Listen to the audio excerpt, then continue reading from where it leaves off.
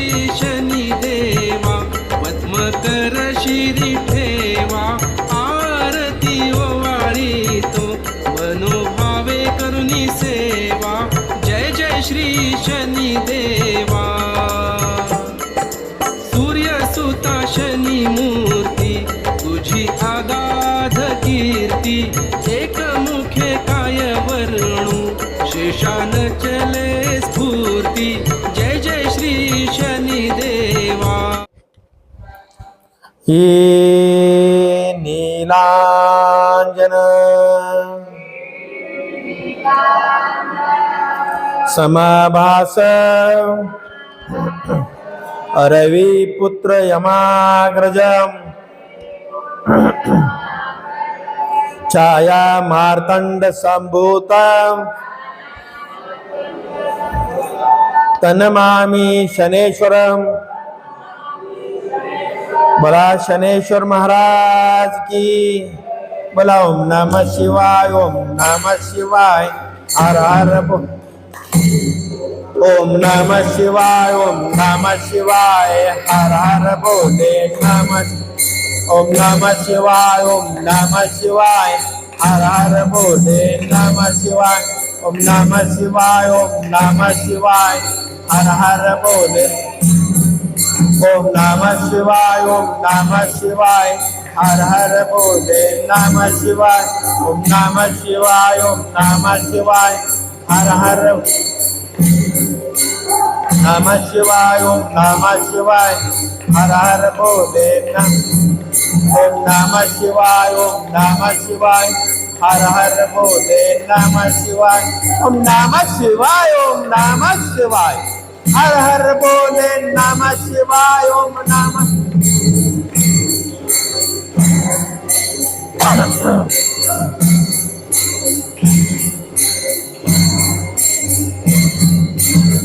ओम नमः शिवाय, ओम नमः शिवाय, हर हर बोले नमः शिवाय। परमपूज्य विश्व चैतन्य अंधारातून प्रकाशाकडे घेऊन जाणारे महान संत आणि माझे सद्गुरू चैतन्य त्यागेश्वर महाराजांना आपण वंदन करूया। कलियुगाचा राजा, सत्याचा सागर, सूर्यसूत, मी म्हणणाऱ्यांना पाचावर धारण करणारा, असत्याचा नाश करणारा आणि सत्याचा विजय करणारा, दंडनीयांना दंड देणारा आणि आदरणीयांचा आदर करणारा असा धर्मप्रिय, शिवप्रिय आणि तुम्हा आमचा आराध्य दैवत शनिदेव यांना आपण प्रथम दंडवत नमस्कार करूया। आपण पाहत आहोत प्रपंच करून परमार्थ कसा असावा, प्रापंचिक जीवनातून पारमार्थिक जीवनाकडे प्रवास कर कसा असावा, भक्तिमय असावा, कर्मयोगी असावी का ज्ञानमार्गाचा असावा। याचबरोबर अनेक पंथातील अनेक संप्रदायाच्या माध्यमातून आपण ईश्वरापर्यंत पोहोचण्याचा प्रयत्न करत असतो, अनन्य मार्गाने भक्ती करत असतो। काही लोक धर्माच्या चाकोरीतनं करतात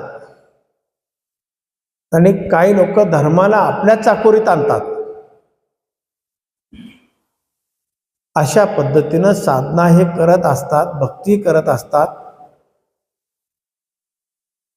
आणि हे करता करता स्वतःचं अस्तित्व जपण्याचा प्रयत्न करतात।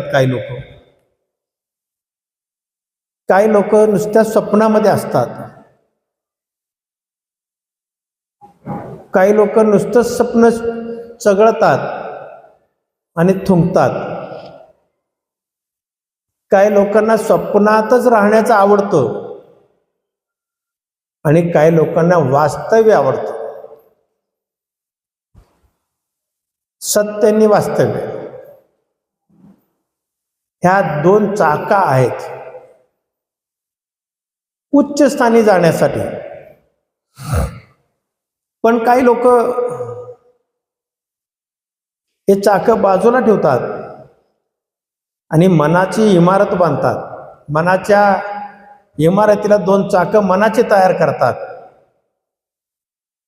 आणि कालांतराने हे गाडा कुठंतरी खड्ड्यात घेऊन जातं. कालांतराने हे मनाने रचलेलं इमारत कधीतरी ढासळत असतं, कधीतरी जमिनीद्वस्त होत असतो आणि तेव्हा मात्र आपण वाऱ्यासारखे सैरावैरा पळत सुटतो आणि विचाराच्या चिंधाड्या होतात. मनाला बांध पान पडतो आणि विचाराचे चक्काचूर होतात आणि मग आपण धर्माला नावं ठेवतो, कुटुंबाला नावं ठेवतो, नशिबाला नावं ठेवतो, जे चांगलं दिसेल त्यालाही नावं ठेवत सुटतो. कारण धक्केच असे बसलेले असतात का तर विचारच तुम्ही असे केलेले असता, इमारतच अशा बांधता की त्याला ना पाया बेस नाही, ना सत्य नाही, ना वास्तव्य नाही. आणि असे पाया बांधण्यासाठी खूप लोक मदत करत असतात. अगदी चवीनं मिश्रीचा डबा देऊन, पायरीवर बसून, वट्ट्यावर बसून, चोरून खिडकीतनं डबा देऊन, चोरून काहीतरी करून, अशा गोष्टी खूप लोकांना भावतं आणि आवडतं. का तर मनाची तलब भागवायची असते. या अशा इमारतीची रंगरंगोटी करायला खूप आवडतं. रंगरंगोटी म्हणजे मनाची तलब भागवणारी चहा, मोबाईल, टी व्ही, मिसरी, आणखी काय असेल जे काय न सांगण्यासारख्या गोष्टी असतात सगळ्या. मग त्यांना वाटतं देव एवढ्यासाठीच आहे, आपल्याला हे सगळं पुरवतो म्हणजे देव पुरवतो, असा गोड गैरसमज होतो. काही घराण्याला वारसा आहे. पिढ्यानपिढी त्या कुटुंबामध्ये एक सक्षम माणूस जन्माला येतो आणि स्वतःचा कुटुंब चालवता चालवता भावकीला पण चालवतो, भावकी बरोबर गावकी पण करतो. असा एक पुरुषार्थ असतो. असा एक पुरुषार्थ एक रगरागिणी असते की त्या घराला वारसा असतो. त्या लोकांनी कधीही स्वतःच्या विचाराशी तडजोड करत नाहीत.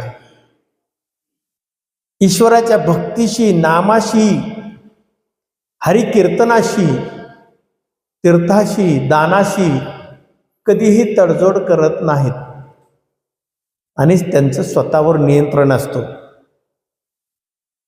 अशा कुटुंबामध्ये देव सुद्धा जन्माला येतो. लक्षात ठेवा, अशा कुटुंबामध्ये देव सुद्धा जन्माला येतो. देव सुद्धा असे कुटुंब शोधतो.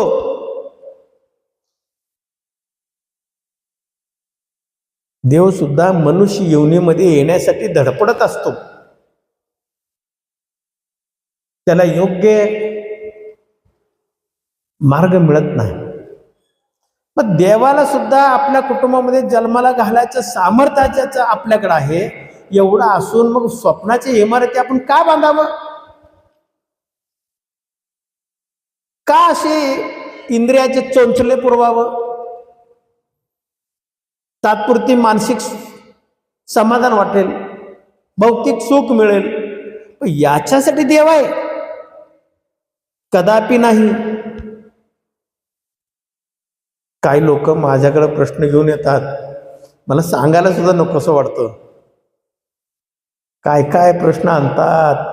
माझा नवऱ्याला काय करावं, बायकोला काय करावं, की पोरगच आडवं येतंय, ह्याला कुठंतरी घालवा, माझा गुडघाच दुखतोय, माझी कंबरच दुखते, शेजारणीच बघितली माझ्या नवऱ्याकडं, मीच त्याच्याकडे बघितले म्हणून माझा नवरा भांडणं काढला. देवा तू बघ. अरे देव काय करावं? देव काय करावं सांगा? तुमची मनाची स्थितीच तशी झालेली आहे. वाई शेजारनी मिश्री तंबाखू भाजायला लागली की अख्खं गल्ली गोळा होते.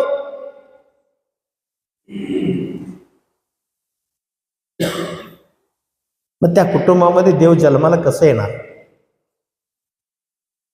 देव सुद्धा जन्माला येतो.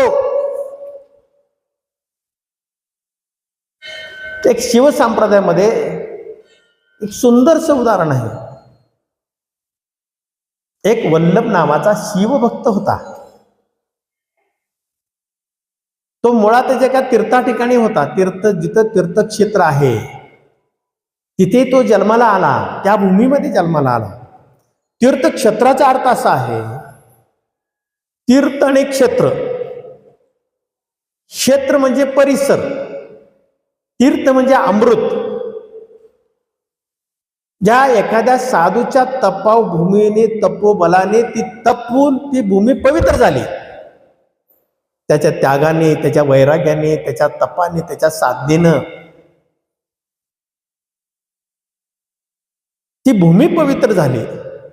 आता भूमीवरचं प्रत्येक मातीचा कण हा पवित्र असतो. तिथला वायू सुद्धा पवित्र होत असतो. तिथले वृक्ष सुद्धा पवित्र होत असतात. तो परिगच पूर्ण पवित्र होत असतो. एवढं सामर्थ्य त्या साधूच्या तपाने झालेला असतो.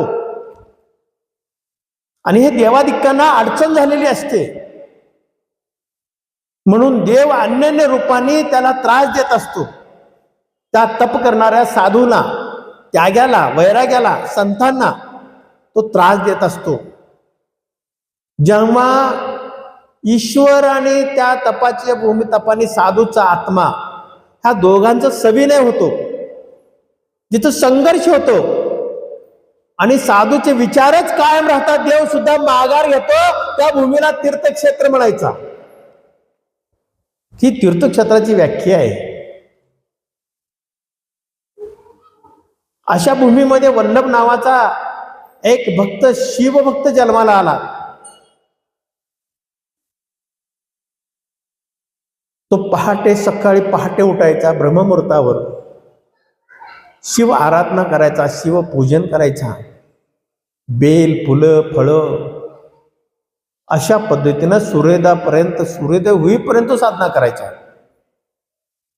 आणि ते साधना झाल्यानंतर तो मुखामध्ये जलप्राशन करायचा, म्हणजे पाणी प्यायचा. तोपर्यंत एक थेंब सुद्धा पाण्याचा तो मुखामध्ये घेत नव्हता. अन्नाचा कण तरी लांबच राहिलं. ज्याला त्रिकाल संध्या म्हणतो. पहिला ब्रह्ममुहूर्तावर पूजा करायचा, दुपारी मध्यान्हमध्ये पूजा करायचा, दुसरा मध्यान्हमधला पूजा करण्याचा जो ब्रह्ममुहूर्तापैकी एक मुहूर्त आहे तो 11:15 ते 12:15.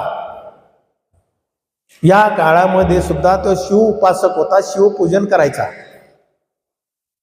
आणि संध्याकाळी सूर्यास्त यावेळेस सुद्धा शिव उपासना करायचा, शिवपूजन करायचा. आणि एक एक क्षण, एक एक श्वास असा नव्हता की शिवाचं नाव घेतल्याशिवाय त्याचा श्वास तो घेत नव्हता. प्रत्येक श्वासागणीस एक श्वास असला तर 10 वेळा तो नाव घ्यायचा शिवाचा. इतकं पवित्र, स्वच्छ, निर्मळ असा एक शिवभक्त होता तो. खूप पवित्र. जिकडे पाहाल तिकडे शिव दिसायचा त्याला. आणि तिची पत्नी सावित्री म्हणून होती, ती तिला मदत करायची, पण ती स्वतः पूजा काय करायची नाही. पतींना सेवा करायची, पतीची सेवा करायची, फुलं आणून द्यायची, फळं आणून द्यायचे, बेल आणून द्यायचं, तिचे कपडे द्यायचे, वेळेवर त्यांचं भोजनाची व्यवस्था करायची. मनोभावे अगदी सेवा. खूप सेवा केले. सेवा करता करता करता असे दिवस आले की त्यांचं प्रपंचाकडे लक्षच नव्हतं. आणि ठराविक कालावधीनंतर मुलं होत नाहीत हे तिच्या लक्षात आलं. आणि पतीला म्हणाले की अहो, आपण एवढं शिवपूजा करतोय पण देवाने आपल्याला एक फळ द्यायला नको का? तेव्हा त्यांच्या लक्षात आलं. तेव्हा तो वल्लभ म्हणाला, सृष्टीवरचे सगळे जीव प्राणी हे आपले बाळ गोपाळ आहेत.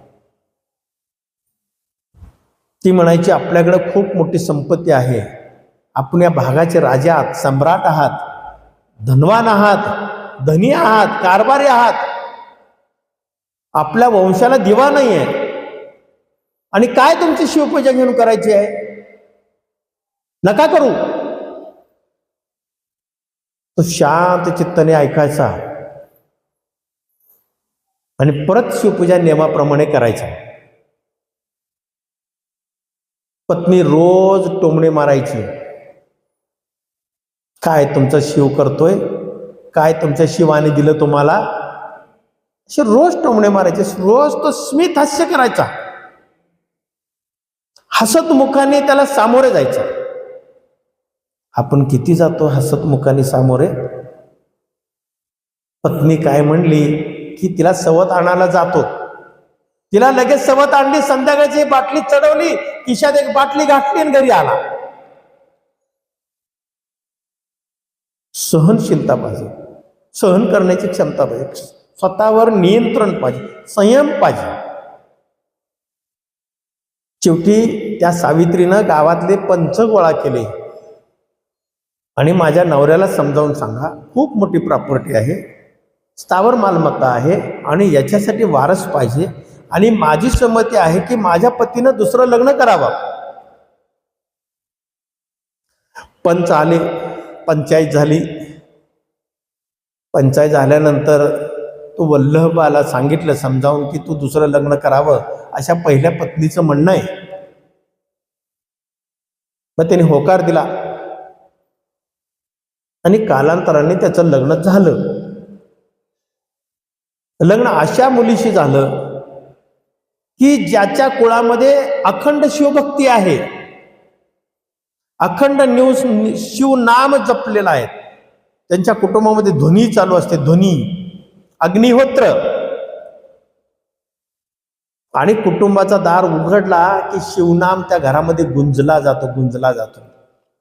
जसं बघा एखाद्याच्या घरामध्ये मिश्री भाजली की दिवसभर मिश्रीचा वास राहतो ना, हे मात्र आवडतं.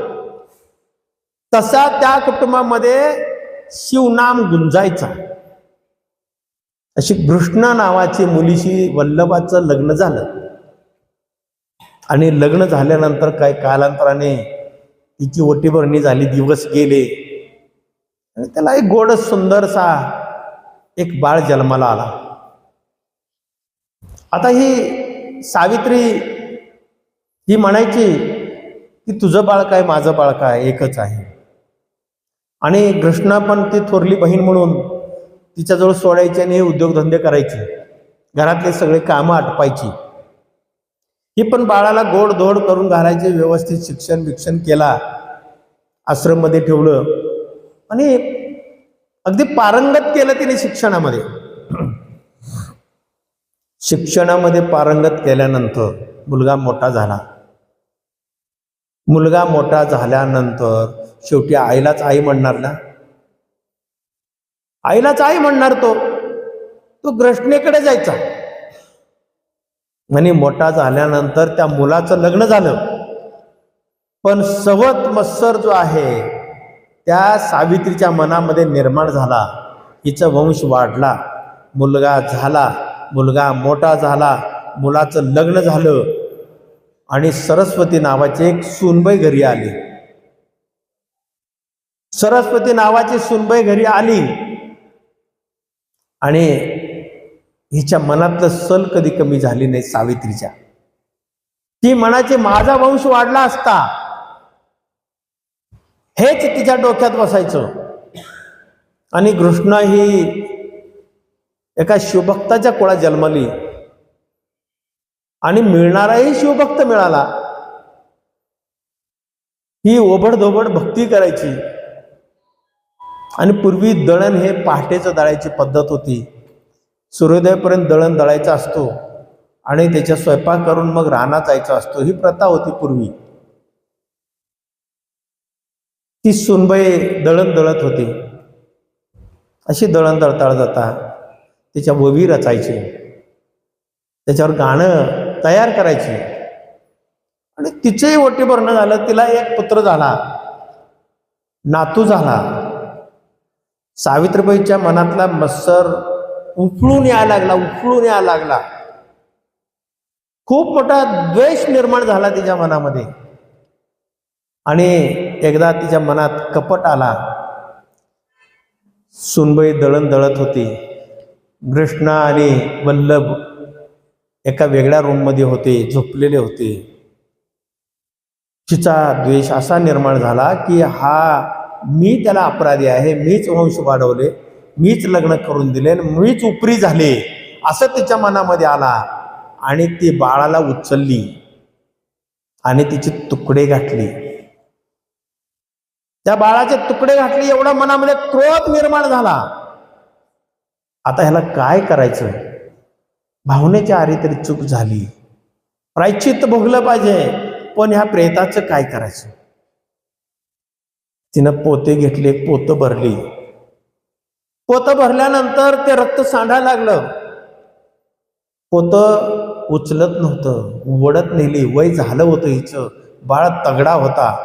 आणि मागच्या दरवाजाने घेऊन गेली आणि घेऊन जाऊन शेजारच्या विहिरीत टाकली. शेजारच्या विहिरीत टाकली. सगळे तळमळ लागली, ही सुद्धा स्वतः तळमळ लागली. मी काय केले? क्रोधाच्या आरी जाऊन मी काय केले हे तिला सुचत नव्हतं. काय शेवटी कृष्णा वल्लभ उठले, स्नान संध्या झालं. सुनबाई दळण दळत होती. दळण झाल्यानंतर ती बाळ झोपलंय म्हणून ती आंघोळीला गेली. आंघोळ पूजा वगैरे झाली आणि आंघोळ पूजा झाल्यानंतर पतिराजानं उठवावं म्हणून त्या रूममध्ये गेली. त्या रूममध्ये गेली तर पाहते तर काय रक्ताचा थारोळा पडलाय आणि बाळ नाही आहे तिथं. ती हंबरडा फोडली, मोठ्याने हंबरडा फोडली, बडवून घ्यायला लागली ती मोठ्या मोठ्याने. तिचा आवाज ऐकून कृष्णा आणि वल्लभ तिथं आले. दोघेही आले. ही सावित्री पण आली पळत. ती म्हणली नाटकं केली, ती पण रडायला लागली. ती पण खरंच रडायला लागली. तिला काय झालं हेच कळलं नाही. सगळे शेजार पाजारचे लोक आले, सगळे आले. सगळे शोधाशोध केली. आणि एक त्यातले हुशार काही लोक असतात, काही लोकांनी त्याचा मार्ग काढला. रक्ताचा थेंब कुठून गेलाय, कुठे पडलाय याचा मार्ग काढला. आणि त्या विहिरीपर्यंत रक्ताचे थेंब पडले होते. पुरावे लपवता येत नाही. त्या विहिरीपर्यंत रक्ताचे थेंब पडले होते. आणि त्या विहिरीत पाहिले तर तो बाळाचा प्रेत पोतं भरून टाकलेलं होतं. तसंच तिने वर काढलं. वर काढल्यानंतर सगळे हंबरडा फोडून रडायला लागले. सगळ्यांना वाटलं ह्याच्यावर संशय कोणाचा आला नाही. तेव्हा देवाला सुद्धा राहवलं नाही. देव साक्षात शिव तिथे प्रकट झाला. शिव तेथे प्रकट झाला आणि कृष्णेला म्हणाला, तुझा नातू तुझ्या सवतीनं मारले, तुला हवं ते वरदान माग. एवढं होऊन सुद्धा तू तुझ्या सवतीवर विश्वास ठेवतेस. सावित्रीवर मोठा विश्वास तिचा. माझी बहीण अशी करू शकणार नाही हे देवाला ठासून सांगते. माझी बहीण ही अशी करू शकणार नाही, ही मारू शकणार नाही. किती आत्मविश्वास, किती निष्ठा, किती प्रीती.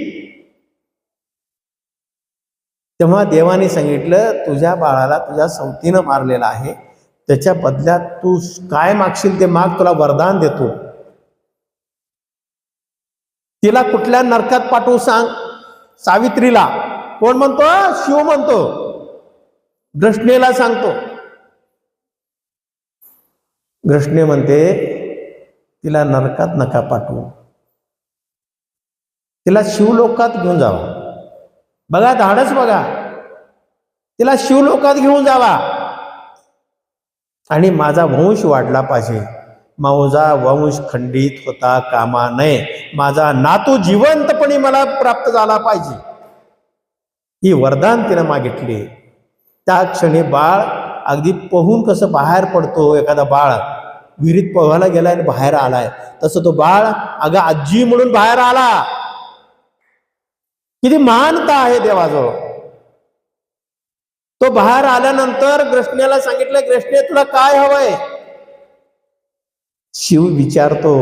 कृष्णा सांगते, माझ्या थोरल्या बहिणीला शिवलोक द्या आणि मला मात्र तुमच्या चरणाजवळ ठेवा, तुमच्या चरणाजवळ ठेवा, तुमची प्रीती कायम असू द्या, ही कृष्णे मागते.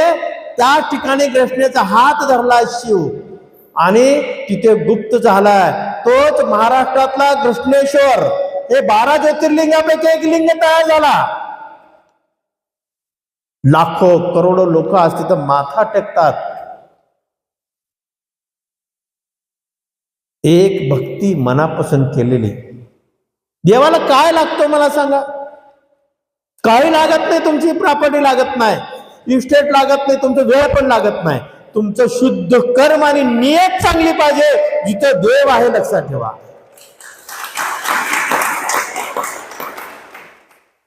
सत्य आणि वास्तव यावर तुम्ही जर जगलात तर पुढच्या पिढीला सुद्धा तसेच संस्कार पडतील.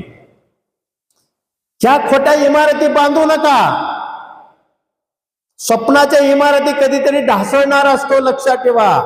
साधना करत असताना विकारापासून लांब राहा, ती साधना पवित्र होईल, नाहीतर पवित्र होणार नाही. किती जन्म जरी गेला, करोडो जन्म झाला तरी तुम्हाला देव पावणार नाही, लक्षात ठेवा. पण ही पापणी लवण्याच्या अगोदर सुद्धा देव पावतो. डोळ्याची पापणी किती क्षणात आपण लावतो आणि किती क्षणात उघडतो, तेवढ्या वेळेस सुद्धा देव आपल्याला पावतो. पण ती मानसिकता आपल्याकडे पाहिजे. पण